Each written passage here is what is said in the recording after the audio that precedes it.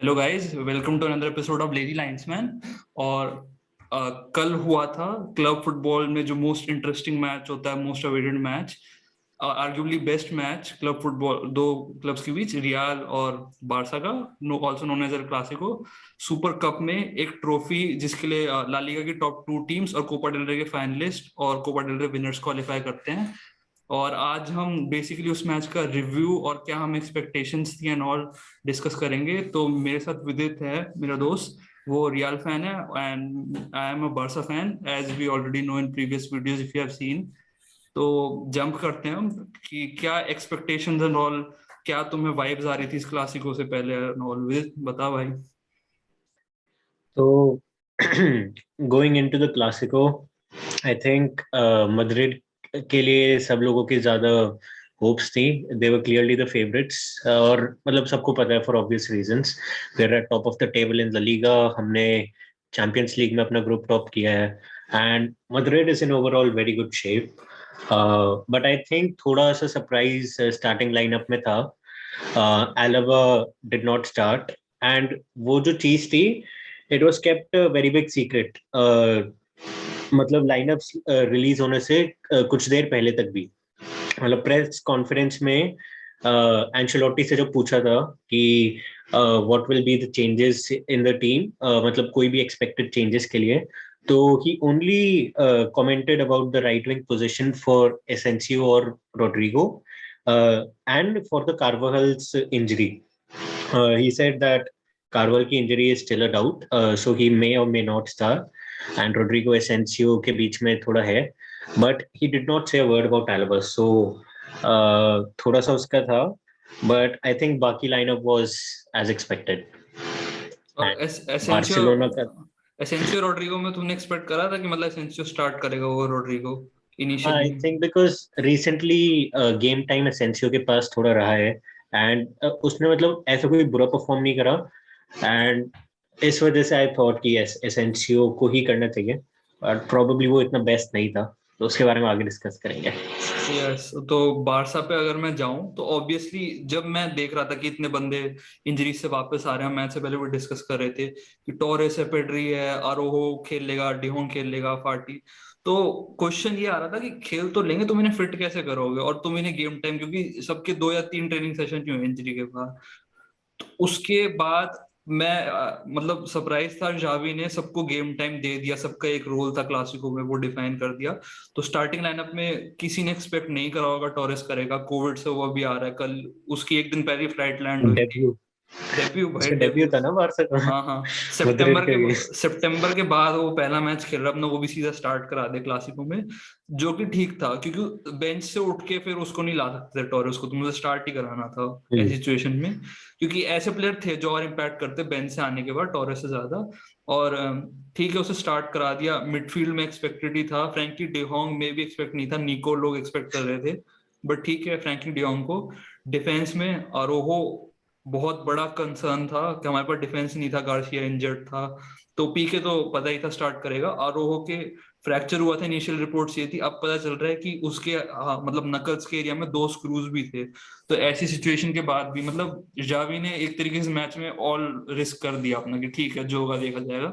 वरना मतलब बाकी मैनेजर्स की अप्रोच होती कि इट्स अ मैच, हम इसके लिए पूरा सीजन का अपना प्लेयर रिस्क नहीं कर सकते कि कोई और इंजरी हो जाए और हो के हाथ में कुछ हो जाए, या फाटी अभी आया है रिलैप्स कर जाए इंजरी उनकी। जैसे अलावा के लिए. तो ये अप्रोच में डिफरेंस है। एंसेलोटी ने एल्बा को माइनर मसल निकल ही होगा बट रेस्ट देना हम्म. ज्यादा अप्रोप्रिएट समझा, क्योंकि आगे और इम्पोर्टेंट मैचेस भी है।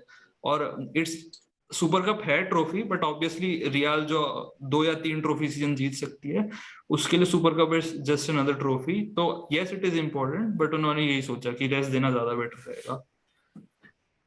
तो ठीक है एटमोसफेयर पे अराउंड तुम कुछ कमेंट, मतलब तुझे क्या लग रहा भाई. था? ये पता ही नहीं चल रहा था कि मैच मिडिल ईस्ट में हो रहा है कहीं.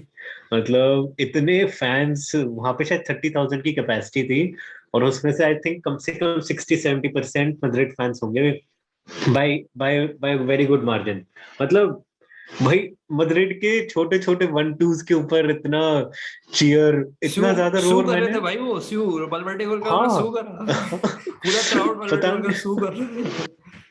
तो भाई एटमॉस्फेयर तो बहुत अच्छा था, इतना मैंने एक्सपेक्ट नहीं किया था कि मिडिल ईस्ट के मैच में इतना मतलब वाइब्रेंट सा होगा, बट थोड़ा आई थिंक हमारे पास एडवांटेज रहा उस सेंस में।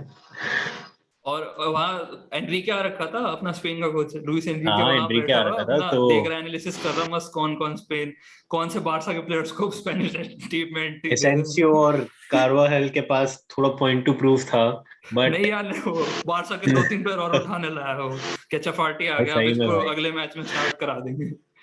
चलो ठीक है भाई। अब एटमॉस्फेयर एंड ऑल पे हो गया डिस्कशन, अब थोड़ा टैक्टिकल सेटअप, गेम टाइमलाइन के अकॉर्डिंग हम चलेंगे एंड डिस्कस करेंगे अपने पॉइंट ऑफ व्यू कि क्या हमें स्टार्टिंग में कैसा लगा एंड ओवरऑल इन जनरल कैसा खेली दोनों टीम्स।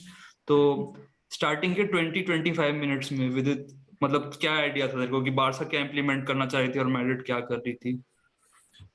भाई जब मतलब गेम के अंदर जब जा रहे थे, तो एलबा का ना होना मतलब अपने आप में डिफेंस में बहुत बड़ा हमारे लिए सेटबैक है, क्योंकि हमारे पास बहुत डिफेंस के अंदर सबको पता है बहुत ज्यादा डेप्थ नहीं है। और स्पेशली सेंटर बैक वाली पोजीशन पे मतलब किसी पोजीशन पे नहीं है, मैं किस क्या बात कर रहा हूँ। मतलब नाचो खेल रहा था हमारे लिए, और वो पता नहीं कितने मैचेस के बाद उसने एक मैच स्टार्ट किया है, एंड सीधा अगेंस्ट बार्सिलोना। तो वो बहुत बड़ा मतलब हमारे लिए सेटबैक था, एंड वो दिख रहा था। तो बारसा का मैं ये सरप्राइज था बहुत देख के कि वो इतना हाई प्रेसिंग कर रही थी, मतलब इवन लास्ट मैन तक वो कोर्टवा तक को बॉल पे टाइम नहीं दे रहे थे। तो बारसा की प्रेसिंग तो बहुत इंप्रेसिव थी, गावी और इवन फर्रान टोरेस भी अपने राइट विंग पे मेंडी को प्रेस वगैरह करना। तो वो बिल्कुल भी पास मतलब बॉल पे टाइम नहीं दे रहे थे मद्रिड को। एंड आई थिंक वहां पे मतलब प्रेस के अंदर खेलने की आदत इन नाचो जैसे प्लेयर को जो इतने टाइम बाद आ रहा है स्क्वाड के अंदर वापस, तो आई थिंक वो हमारे लिए बहुत बड़ा एक टर्निंग पॉइंट था। बिकॉज अगर एलबा होता हमारे पास उस पोजीशन में, तो आई थिंक सबसे बड़ा जो एडवांटेज रहता वो क्रूज को रहता है उसकी पोजीशन से। बिकॉज तूने देखा होगा गैवी ने मतलब गैवी और टोरेस जो प्रेस कर रहे थे राइट विंग पे, मद्रिड का लेफ्ट विंग बेसिकली, क्रूज को बहुत उन्होंने क्राउड कर रखा था। क्रूज के पास बॉल आते ही एटलीस्ट दो लोग उसकी तरफ आ रहे थे in the first 20-25 minutes at least. और मतलब वो चीज 60-70 मिनट्स तक भी देखने को मिली थी। तो क्रूज बिल्कुल भी अच्छे से सेटल नहीं हो पाया। इस वजह से आई थिंक मॉडरिच को बहुत डीप ड्रॉप करना पड़ा, इतना डीप आके उसे बॉल रिसीव करनी पड़ी, और उसके ऊपर भी उतना ही प्रेशर था। ऐसा नहीं कि क्रूज के ऊपर प्रेशर है तो मॉडरिच के ऊपर कम था, भाई दोनों को इक्वली गुड प्रेशर से डील करना पड़ रहा था। एंड आई थिंक मद्रिड बॉल चला ही नहीं पाई जैसे वो चाह रहे थे। तो वो बहुत सरप्राइजिंग था मेरे लिए। और ऑल्दो थोड़े काउंटर्स वगैरह रियाल बना रही थी, एंड वो काफी इजीली बन रहे थे, मैं उसके लिए कुछ भी वो नहीं करूंगा, बट बारसा का वो वाला एलिमेंट मुझे बहुत सरप्राइजिंग लगा। तो तू ये एक्सपेक्ट कर रहा था अनुरोध या मतलब? मतलब जब मैंने देखना, तो तुम्हारे में जो सबसे अंडर प्रेशर जो प्लेयर खेल रहा था फर्स्ट हाफ में अकॉर्डिंग टू मी, जो रिदम में नहीं लग रहा था, वो नाचो तो है ही, बट नाचो की क्लियरेंस वगैरह फिर भी अच्छी थी। जो लूक डियोंग हम्म। पे एक दो बॉल आई उसने क्लियर कर दी थी, काफी अच्छा क्लियर। हम्म। कारवाहाल का जो 45 मिनट डेम्बले ने कारवा। उसको भगाया, क्योंकि कारवाहाल मतलब पास ही नहीं कर पा रहा, डेम्बले उसको इंटरसेप्ट कर लेता था 2-3 बार, डेम्बले ट्रैक बैक भी कर रहा था। कारवाहाल अगर आगे चढ़ता, असेंसियो टकिंग करता, तो डेम्बले पूरा ट्रैक बैक कर रहा था, जो मैं नहीं देखता डेम्बले का ट्रैक बैक करते हुए। और दूसरा एक जावी का जो चेंज लगा कि उसने फेरन टोरेस को, मैंने सिटी में ज्यादा नहीं देखा फेरन टोरेस को, स्पेनिश टीम में देखा है, बट फेरन टोरेस आंसू फाटी जैसा प्लेयर है कि राइट प्लेस राइट टाइम। तूने भी देखा होगा वो गोल स्कोरिंग उसमें एलिमेंट है कि वो बहुत इनसाइड खेलता है। तो जावी ने उसको पूरा हाँ बोल रखा कि ट्रू। तू जा स्ट्रेच कर, तू विंग, तू इनसाइड मत आ, गोल की तरफ तू मत आ, तू अपना जाके पूरा स्ट्रेच कर उस विंग को, जो कि सिटी में मैं इतना नहीं देखता, वो थोड़ा गोल की तरफ सेंटर और खेलता है। और जावी ने ये भी बोल रखा था, इंस्ट्रक्शन जो गेम की थी, कि डैनी एल्वेस विनीशियस है उस विंग पे, तो तू चढ़ियो मत। एक हम्म। होता है टॉरेस टकिंग करे, डैनी एल्वेस चढ़ के अपना मस्त क्रॉसिंग वगैरह करे लुक डियोंग को, पर तू चढ़ियो ट्रू मत, ट्रू। विनीशियस मार लेगा क्योंकि एक भी काउंटर बना तो उसकी पोजिशनल अवेयरनेस डैनी एल्वेस की ऐसी थी कि डेस्ट को इसलिए स्टार्ट नहीं करा डैनी एल्वेस को कि विनीशियस को आई रोके थिंक वो जो विनिशियस वाला जो पॉइंट है, मतलब डैनी एल्वेस ने अपने एक्सपीरियंस से at least for the first 50-55 minutes उसने बहुत बहुत अच्छा बहुत होल्ड करा विनिशियस बढ़िया, को। बहुत बढ़िया। मतलब इतना एग्रेशन उसने, विनिशियस को बॉल रिसीव ही नहीं करने the most of the time. उसकी यही कोशिश थी कि वो रिसीव ही ना कर पाए, क्योंकि उसे पता है एक बार उसके पास बॉल आ गई खत्म वो भाई। उसे रिलीज करेगा और वो थ्रू है। लेकिन भाई डैनी अल्वेस को बहुत बड़ा क्रेडिट, उसने फर्स्ट 50 ऑल्सो मिनट्स जो किया। तेरे ओपिनियन में, मतलब मेरे को जहां तक लगा सेंटर बैक पेयरिंग जो थी नाचो और मिलिटाओ की, तो मिलिटाओ ऑब्वियसली बहुत ज्यादा मेरे को ऐसा लगा कि स्ट्रगल, पेयरिंग्स ऑब्वियसली इंपॉर्टेंट होती है, हमने वारान रामोस की देखी, रामोस के बिना वारान कितना स्ट्रगल करता था यूसीएल वगैरह में हम्म। देखा है। तो मेरे को सिमिलर वैसी वाइब आ रही थी कि अल्बा के बिना मिलिटाओ बिल्कुल वैसा है नहीं, बहुत स्ट्रगल कर रहा मिलिटाओ था, काफी आउट ऑफ पोजीशन निकल रहा बहुत था, बहुत और आउट ऑफ वो चीज पोजीशन। वो इस वजह से ही हो रही थी, प्रोबेबली बिकॉज एलोबा नहीं था उसको बताने वो के एक लिए लीडर और फिगर होल्ड होता करने है, के लिए। यस, मतलब एग्जैक्टली। आरोहो और मिलिटाओ में कंपैरिजन करने का ऑब्वियसली है नहीं, दोनों का फिजिकलिटी में अलग है। बट जब मैं आरोहो को देखता हूँ, क्योंकि ऑब्वियसली पीके भी है, वो इतना अच्छा शायद लीडर फिगर है नहीं, ऑल्दो ही ट्राइज ट्विटर से ज्यादा, ट्विटर ही होगा उससे, ये सब तो छोड़ दो। तो बट आरोह में वो है सेंस ऑफ लीडरशिप कि पीके नहीं, गार्सिया भी खेलता है तो मैं लीडरशिप करूंगा भाई, मैं आगे जाऊंगा, मैं चढ़ूंगा। आरोह कितनी बार अपने आउट ऑफ पोजीशन जा रहा था।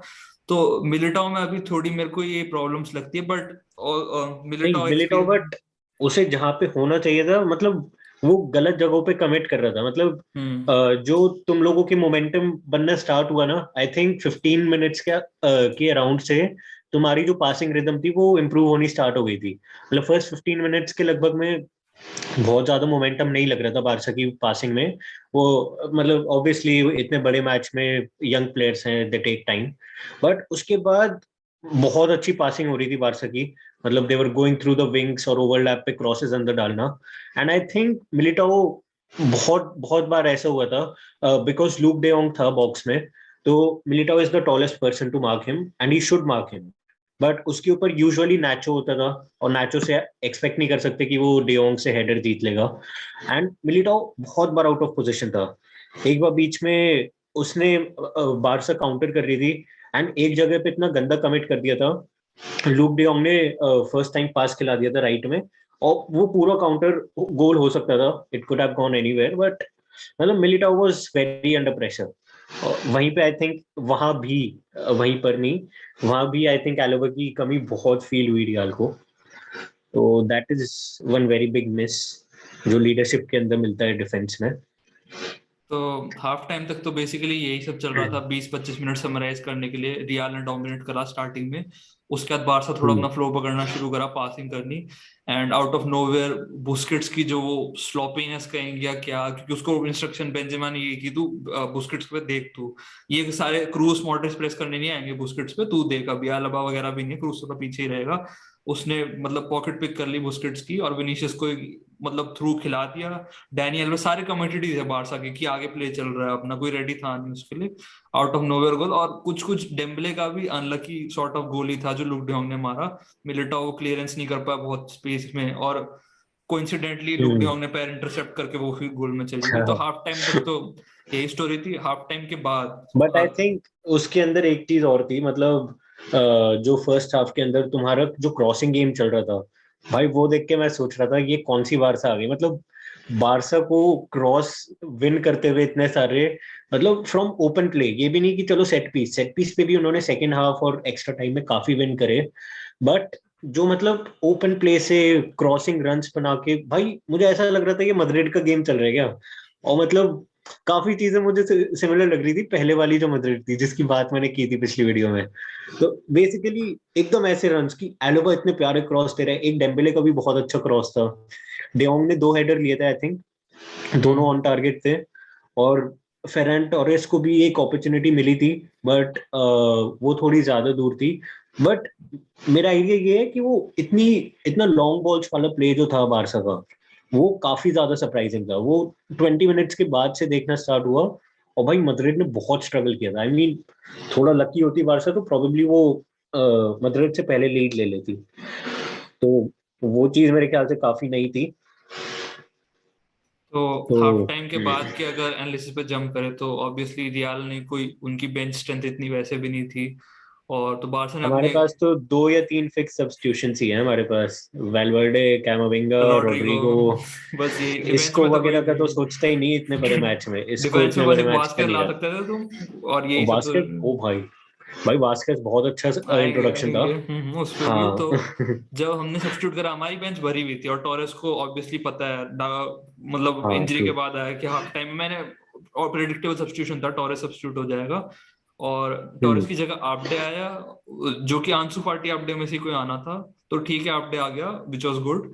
और पेड्री आया था फ्रैंकी डियोंग की जगह, जहाँ पे मेरे को लगा था गावी की जगह शायद आएगा, क्योंकि येलो कार्ड था गावी को, और गावी थोड़ा फ्लो में बह जाता, सेकंड येलो ना ले, जावी ने जो गलती पहले करी है, रेड ले ला दिया था गावी को सब्स्टिट्यूट ना करने की जगह। पेड्री आया, वो जो 20 मिनट थे, आई थिंक पूरे मैच में 120 मिनट के, वो 15-20 मिनट जो बारसा का डोमिनेशन, भाई मतलब बेस्ट पीरियड होगा बारसा के लिए। पेड्री ने आती गेम चेंज कर दिया एकदम, वो रन्स बना रहा है, भाई बॉल उसे पिकअप कर रहा है, शॉट मतलब कुछ कुछ मिडफील्ड भाई में उस आके टाइम तो मेसी मैं बन सोच रखा रहा था था। कि मद्रिड एकदम खेलना भूल गई है उस टाइम। भाई मद्रिड थोड़ी थोड़ी खेल ही नहीं लेजी पा थी रही थी। मैड्रिड, थोड़ी लेजी थी। हाँ भाई, बारसा ने इतना अच्छा टेक ऑफ करा था सेकेंड हाफ में, मतलब लेजी भी कैसे मतलब भाई वो ट्रैक ही नहीं कर पा रहे थे उनके रन्स कहीं से भी। इतनी इंटरलिंकिंग पासिंग चल रही है, कभी डेम्बेले अपना लेफ्ट विंग पे कट इन करके शूट मार रहे, कुछ भी हो रहा था भाई। डेम्बले मद्रिड का तो एकदम शूटिंग ओवरऑल, डेम्बले की अच्छा था, बट शूटिंग बहुत ऑफ थी डेम्बले की, विच इज ठीक है, बट एक्सपेक्ट करते हैं हम उससे, विनीशियस इतना अच्छा कर रहा था, डेम्बले भी, बट ओवरऑल क्रॉसिंग वगैरह डेम्बले की अच्छी थी, तो so no complaints I guess.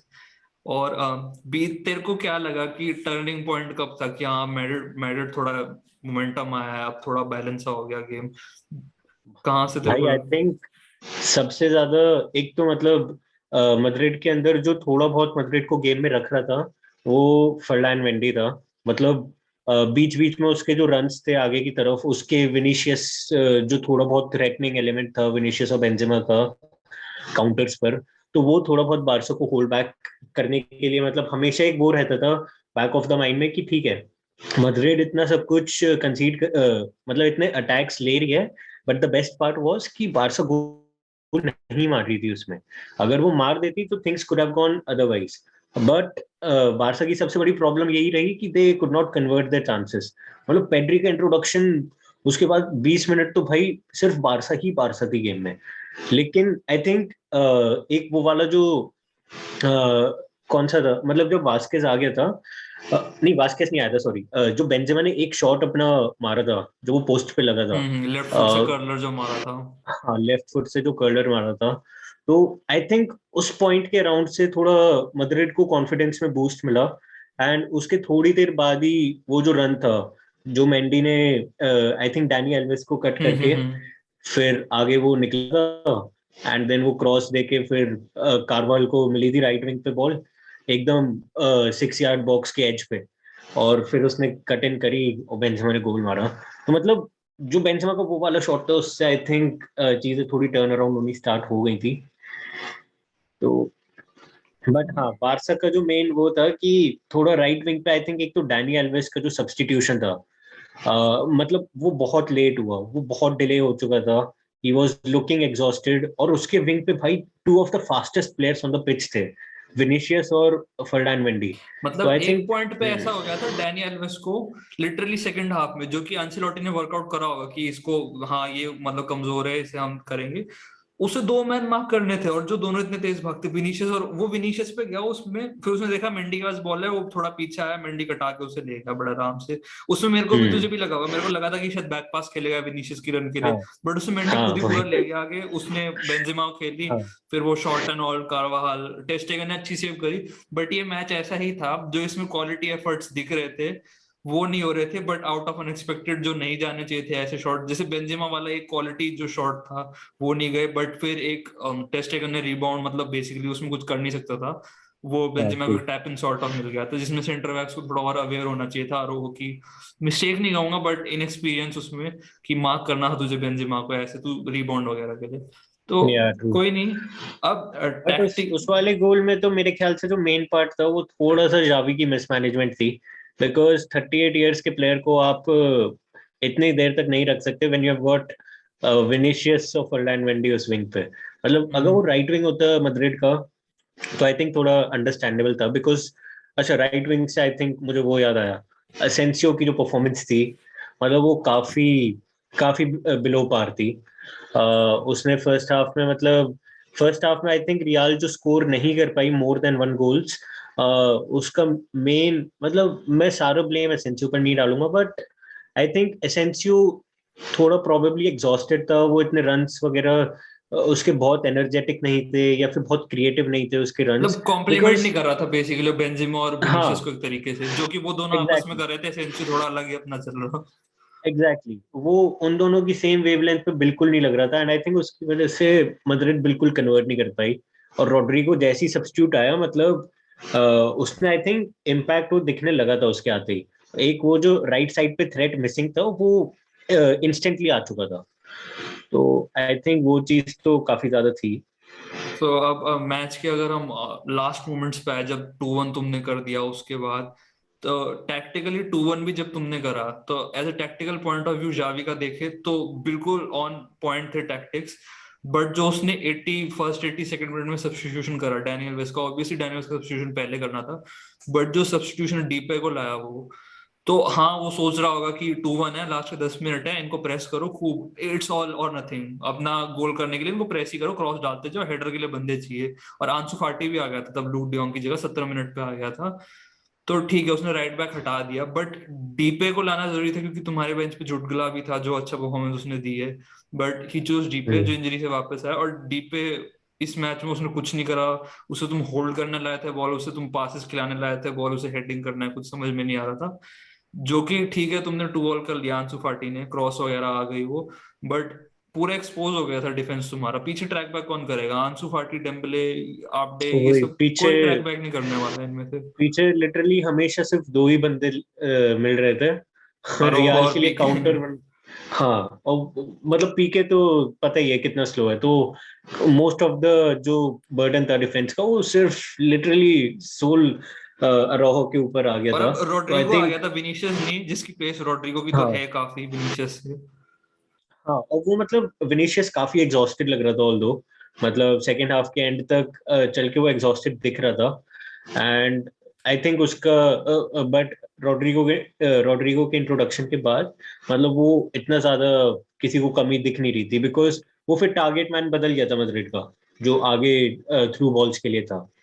तो वो उस चीज के अंदर थोड़ी थी, मैड्रिड बिल्कुल क्लिनिकल नहीं थी, बहुत काउंटर पे चांसेस थे रियाल के पास।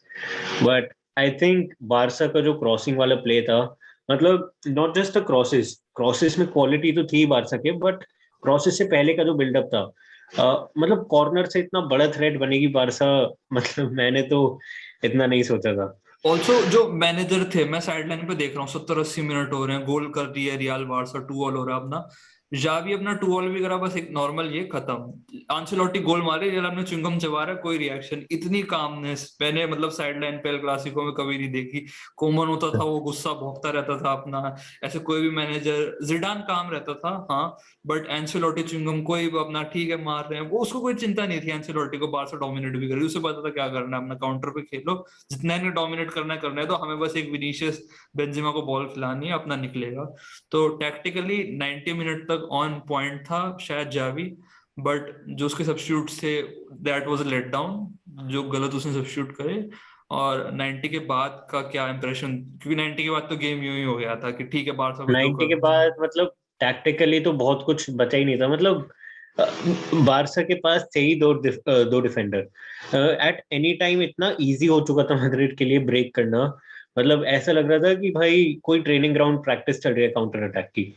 उसमें कभी कैमाविंगा निकल रहा था आगे, कभी रॉड्रिगो निकल रहा था। अब क्वालिटी ऑफ द अटैक्स तो भाई मतलब बहुत ही ज्यादा मैं कहूंगा बिलो पार थी मैड्रिड की। ऑल्दो अच्छा हुआ वो वेलवर्डे ने जो गोल मारा, मतलब वो कन्वर्ट हो गया था, क्योंकि वो वाला भी जो गोल था आई थिंक उसके अंदर विनीशियस ने जो डमी करी थी वो बेंजेमा वो के लिए थी, मेरे को लग रहा था वो बेंजेमा के लिए करी थी, किसी के लिए भी, पर भाई किसी के लिए भी हो, मैं एक्सपेक्ट नहीं कर रहा था बिल्कुल वो डमी, और वो प्रोबेबली बेस्ट ऑप्शन था भी नहीं। तूने वो टैप भी गोल नहीं देखा था था वो, वेलवर्डे बेसिकली का? विनीशियस के लिए, तो शो ऑफ हाँ, वगैरह की ज्यादा मैं तो करूंगा ये तो। शो ऑफ नहीं भाई, सुन मुझे क्या लग रहा था वो देख के, इतना क्रूशल मूवमेंट है गेम का, और रॉड्रिगो पूरा थ्रू निकल चुका था भाई। रॉड्रिगो ने उसको पहले तो भाई बहुत बड़ा क्रेडिट, उसने उस टाइम पे इतना क्लिनिकल पास दिया, मतलब इतना अच्छा पास मुझे नहीं लग रहा था वो दे पाएगा, मुझे लग रहा था वो शॉट मारेगा सीधा। उसने एक तो पास दिया और इतना एक्यूरेट। और भाई विनीशियस मुझे लग रहा था वो जितनी पेस से आया था ना अंदर भागते हुए, लग रहा था वो मारेगा ही, पर लास्ट मोमेंट पे उसे लगा होगा कि भाई मतलब वो काफी मैच्योर प्लेयर बन गया है पहले से कंपेयर करो तो उसे एकदम से लगा होगा कि probably he is got too much momentum और पीछे छोड़ना would be the best option. और वैल्वर्डे का फर्स्ट टच देखते तो उसने खुद एक्सपेक्ट नहीं करा था प्रोबेबली, वो फर्स्ट इस वजह से मतलब उसने वो सेकंड टच उसमें पे मारा। मुझे ऐसा लगा था उसमें वलवर्डे को फर्स्ट टाइम मार देना चाहिए था, बट उसने फर्स्ट टच हाँ लिया, राइट। मुझे लगा अब नहीं होगा शायद, इसने एक टच ले लिया, अब भाई थोड़ा रोहो वोगल के कर। नीचे से गई थी बॉल, मतलब लिटरली मिली सेकेंड्स का मार्जिन था उसमें। अगर हम्म। थोड़ा सा भी वो टाइम ज्यादा ले लेता वो रुक जाती।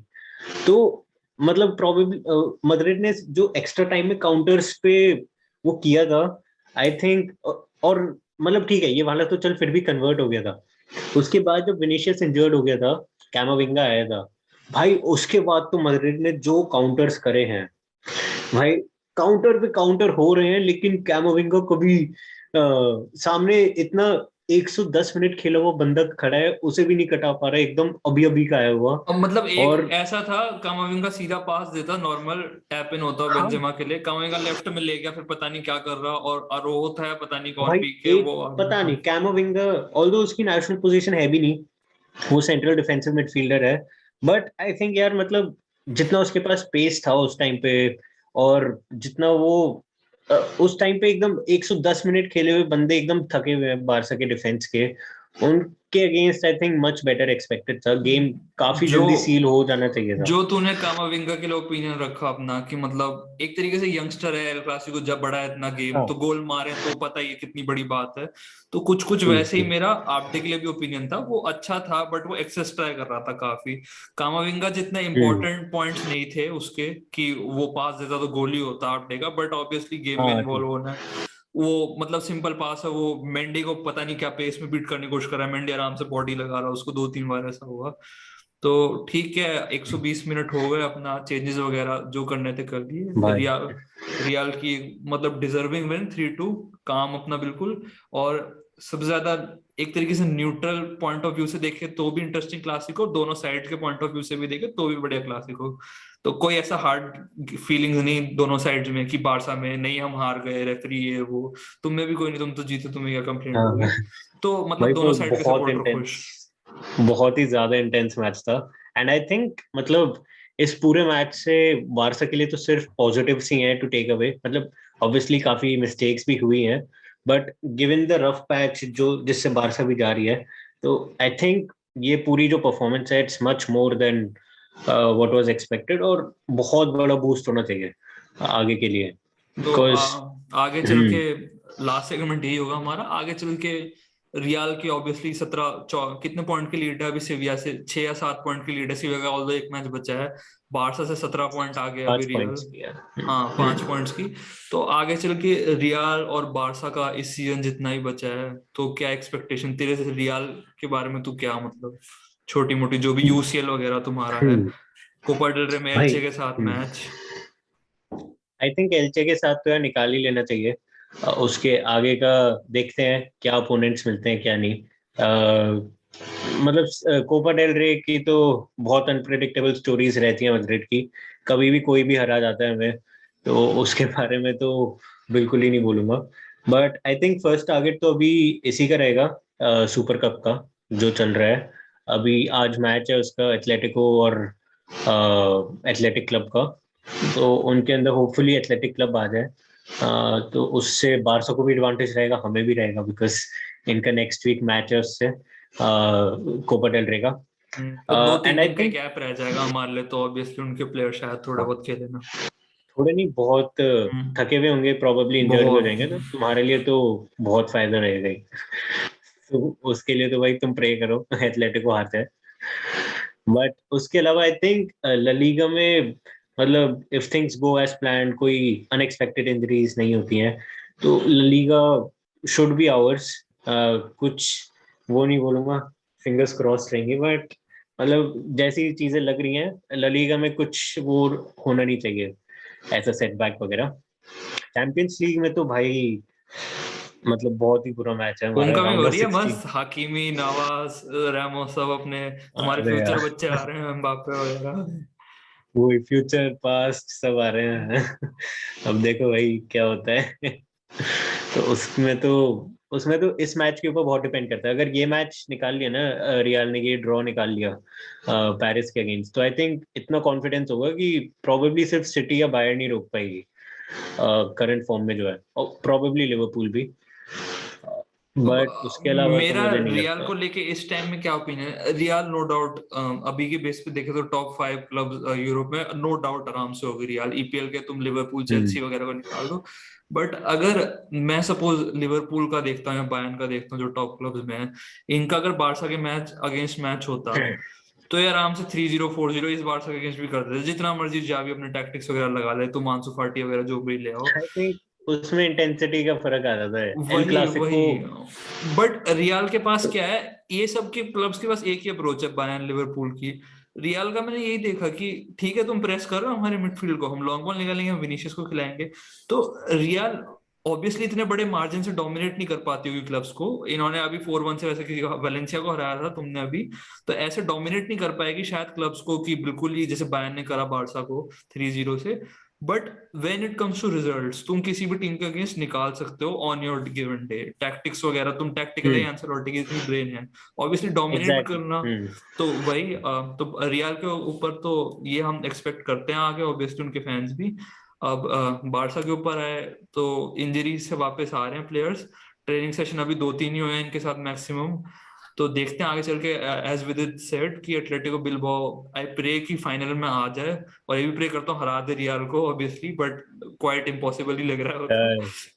तो ऑब्वियसली वो फाइनल में आएगी तो कोपा डेल रे के लिए उनके उनकी सेट 11 है, इनाकी विलियम वगैरह होंगे, उनको कोपा डेल रे में भी चाहिए बारसा के अगेंस्ट। इनाकी विलियम उसका भाई, राउल यहाँ की गार्सिया विलियम्स तो बैठता ही नहीं कभी। वो वो उसका कभी रेस्ट रिकॉर्ड है नहीं चल करता। ला लीगा में इतने मैच वो खेल चुका है, उसका 4-5 सीजन रिकॉर्ड चल रहा है लगातार इतने मैचों हाँ का। भाई, वो तो इंजरी नहीं होती उसके। उसको नहीं, तो ऑब्वियसली हम एक्सपेक्ट करेंगे। और अभी काफी चीजें जावी को भी फिगर आउट करनी है कि बेस्ट 11 कौन सी है तुम्हारी। आई एक्सपेक्ट कि लुक डी होंग ऑल्दो बहुत अच्छा परफॉर्म कर रहा है, वो स्टार्ट आगे करेगा नहीं, more of a substitute kind of role होगा उसका। और यूरोपा यूसीएल से तो बाहर पता ही है, तो यूरोपा में नपोली आ रही है, वो इम्पोर्टेंट आई होगा। तो काफी चीजें जावी को भी फिगर आउट करनी है टीम में, और सेशंस वगैरह जो भी है उससे इम्प्रूवमेंट अच्छा दिखनी है वैसे प्रेसिंग। एक चीज, तुझे लगता है कि लुक डे जोंग अब जाएगा? मतलब उसके जाने की बातें हो रही थी, और आई थिंक पिछले एटलीस्ट पिछले 3 या 4 गेम्स से उसकी परफॉर्मेंस काफी अच्छी रही है। एज वो प्रॉपर नंबर 9 खेल रहा है, उसको मतलब टीम के अंदर अच्छी सिनर्जी बैठ रही है, उसके लिए क्रॉसेस आ रहे हैं। तो तुझे क्या लगता है, मतलब जाएगा वो या फिर नहीं जनवरी ट्रांसफर में? अगर मतलब ये किसी और टॉपिक के, अगर बारसा सोच रही है कि ये किसी और दिन टॉपिक हम बहुत आराम से कोई समर ट्रांसफर विंडो में, हालांड तो इम्पॉसिबल ही है, बट कोई भी सेंटर बैक बढ़िया लेने का, डी लेगिट या जो भी वेलाहोविच वो फ्लोरेंटीना का, उस किसी के प्लेयर के बारे में तुम सोच रहे हो, तो लूक डिहोंग का इस टाइम जो मार्केट वैल्यू मतलब प्राइस आइडियल टाइम होगा बेचने का, क्योंकि उसने 4-5 मैचों में जो परफॉर्मेंस दिखाई है, तो उसे तुम बेच दो। लूक डियोंग या डिपे में से किसी को भी बेच दो। डिपे की वैसे भी अच्छे खासे तुम्हें मिल जाएंगे 15-20 जो भी मिलियन, उसको तुम बेचोगे तो। लूक डियोंग का पता नहीं कब आउट ऑफ फॉर्म चले जाए, ये आइडियल टाइम है जब प्लेयर अच्छा कर रहा हो, क्योंकि इस सेटअप में आगे चल के मेरे को नहीं लगता लूक डियोंग काम करेगा। ठीक है अब तक काम कर रहा है उस पर, ग्रेटफुल टू हिम जो भी उससे कराया, बट जावी ने Luuk de Jong, he didn't ask for it, Ronald Koeman की चॉइस थी लुक डियोंग, और उस टाइम वो परफॉर्म भी नहीं करा जावी ने। अब जैसे तैसे अपने सिस्टम में एडजस्ट करवा रही है लुक डियोंग को।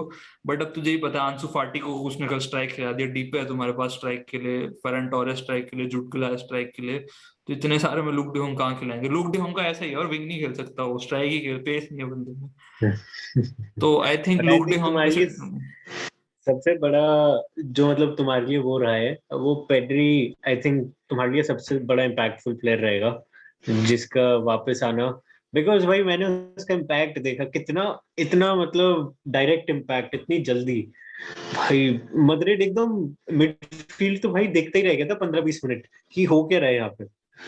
तो उससे आई थिंक मतलब टॉप 4 आने लायक तो हो जाना चाहिए होपफुली। ऑल्सो, मतलब जावी का मुझे नहीं पता दोस्ती है क्या है, जो भी इनकी यारी दोस्ती चलती रहती है, पर बुस्केट्स को इतना खिलाया जावी ने भी, रोनाल्ड कोमन भी पूरा एग्जॉस्ट करते, उसे बेंच नहीं करते, सब्स्टिट्यूट नहीं करते उसको, कि भाई लीडर है हमारा।